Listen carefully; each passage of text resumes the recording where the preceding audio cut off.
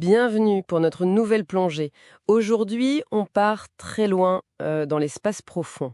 Alcyone. Oui, cette fameuse galaxie radio qui a fait beaucoup de bruit en 2022 lors de sa découverte. Exactement. On va s'appuyer sur les recherches, les articles scientifiques qui l'ont décrite. L'idée, c'est de comprendre pourquoi on a dit la plus grande galaxie. Ce qu'elle est vraiment, oui. Voilà. Et surtout, ce que ça implique, parce qu'il y a des choses assez étonnantes. Ah, ça oui. Le point de départ, c'est quand même fou. Une structure qui s'étale sur 16 millions d'années-lumière. Plus de 16 millions, oui.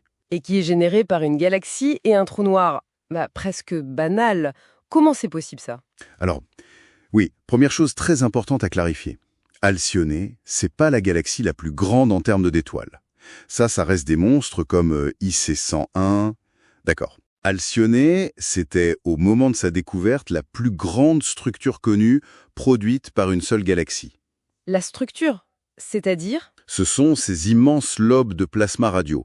Faut imaginer deux jets gigantesques qui partent du centre de la galaxie. Ok, et ces lobes, ils font quelle taille? Alors là, on est sur du 16,3 millions d'années-lumière. C'est à peu près 5 mégaparsecs. Incroyable! Et la galaxie elle-même, au milieu? Elle est bien plus petite, une galaxie elliptique assez classique, environ 240 000 années-lumière de diamètre. Donc l'échelle n'a rien à voir. Ah mais l'écart est énorme. Et cette galaxie haute, elle a quoi comme caractéristique? Sa masse, son trou noir? Alors, la masse en étoiles s'est estimée à 240 milliards de fois la masse du Soleil. C'est gros, mais pas exceptionnel pour une elliptique. Et le trou noir supermassif au centre? Lui, il fait dans les 400 millions de masses solaires. Encore une fois, c'est massif, bien sûr, mais... Mais pas démesuré. Exactement. C'est même plutôt dans la moyenne, voire un peu en dessous, pour les galaxies qui produisent ce genre de jet radio géant. Et c'est là qu'est le paradoxe, si je comprends bien. C'est tout à fait ça. Le paradoxe fascinant d'Alcyone. On s'attendrait intuitivement à ce qu'une structure aussi colossale soit alimentée par une source d'énergie hors norme. Un trou noir hyperactif, une galaxie ultramassive. Et ce n'est pas le cas. Non. Alcyone nous montre autre chose. Ses caractéristiques intrinsèques, sa masse, la puissance de son moteur central, sont assez standards finalement. Alors, si ce n'est pas la puissance brute de la galaxie ou du trou noir, qu'est-ce qui explique cette taille record des lobes? L'hypothèse principale, et elle est solide, c'est l'environnement, l'endroit où se trouve Alcyone. C'est-à-dire? Elle est située dans une région de l'univers particulièrement vide, une zone de très faible densité au sein d'un filament de ce qu'on appelle la toile cosmique. D'accord. Et en quoi ça aide? Imaginez ces jets de plasma qui sont expulsés à des vitesses proches de la lumière.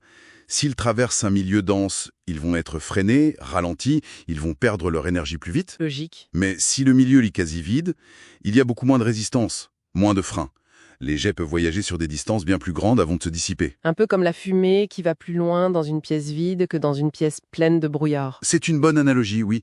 Et on a des preuves pour ça. Ah oui? Lesquelles? Les mesures montrent que la pression du gaz à l'intérieur des lobes radio d'Alcyone est extrêmement faible. Extrêmement faible. Oui. Parmi les plus basses, jamais mesurées pour ce type d'objet. Ça colle parfaitement avec l'idée qu'il se déploie dans un milieu très peu dense, très raréfié. D'accord. Et ça rend Alcyone encore plus intéressante, j'imagine. Ah oui, ça la transforme en une sorte de... sonde cosmique, Une sonde pour explorer quoi? pour étudier ce fameux milieu intergalactique chaud et diffus. Et aussi la structure de la toile cosmique elle-même. Ces grands filaments de gaz qui connectent les amas de galaxies sont très difficiles à voir directement. Et Alcyone nous aide? Exactement. La taille gigantesque de ces lobes et leur sensibilité à ce qui les entoure font que leur forme, leur orientation, même de légères déformations, nous donnent des indices précieux sur la densité, la température, les mouvements de ce gaz invisible autour. Fascinant. C'est bien plus qu'un simple record de taille alors. C'est un outil d'exploration. Mais il me semble que ce record, justement, il n'a pas tenu si longtemps. C'est exact, et c'est assez ironique. La même équipe de chercheurs, celle de Martin Noé, qui a découvert Alcyone avec le radiotélescope LOFAR, Oui. a annoncé en 2024 la découverte d'une autre galaxie radio géante, Porphyrion. Encore plus grande. Oui, ces lobes à elles atteignent environ 23 millions d'années-lumière. Donc, le record d'Alcyone a été battu. Incroyable. 23 millions. Et cette Porphyrion, qu'est-ce qu'elle nous apprend de nouveau par rapport à Alcyone? Alors, le point très intéressant avec Porphyrion, c'est qu'elle est beaucoup plus lointaine. On la voit telle qu'elle était il y a 7,5 milliards d'années. Donc dans un univers plus jeune. Plus jeune et surtout en moyenne plus dense que l'univers actuel où se trouve Alcyone. Ah, ouais. Et ça change quoi? Ça complexifie un peu l'image. Si seule la faible densité de l'environnement permettait d'atteindre des tailles géantes, on aurait du mal à expliquer Porphyrion dans son univers plus dense. Donc, l'environnement à faible densité, c'est important, mais ce n'est peut-être pas le seul facteur. Tout à fait. Ça suggère que c'est plus compliqué. D'autres facteurs doivent jouer. Peut-être la durée pendant laquelle les jets restent actifs, comment le trou noir est alimenté en continu. La faible densité est sûrement une condition très favorable, comme pour Alcyone, mais peut-être pas absolument nécessaire ou pas la seule explication, surtout quand on voit Porphyrion. D'accord, donc si on résume un peu, Alcyone a été un jalon important, elle a vraiment mis en lumière le rôle crucial de l'environnement cosmique. Absolument. Elle a déplacé le focus, ce n'est pas que les caractéristiques de la galaxie elle-même qui comptent, mais aussi où elle se trouve. Même si son record de taille n'a pas duré, elle reste une découverte clé et un super outil pour sonder l'univers à grande échelle. Exactement. Et ça ouvre une perspective assez vertigineuse, non? Laquelle? C'est des galaxies finalement assez normales, peuvent créer des structures aussi monstrueuses juste parce que les conditions autour sont bonnes. Combien d'autres géants comme ça, peut-être encore plus grands, se cachent dans l'univers ?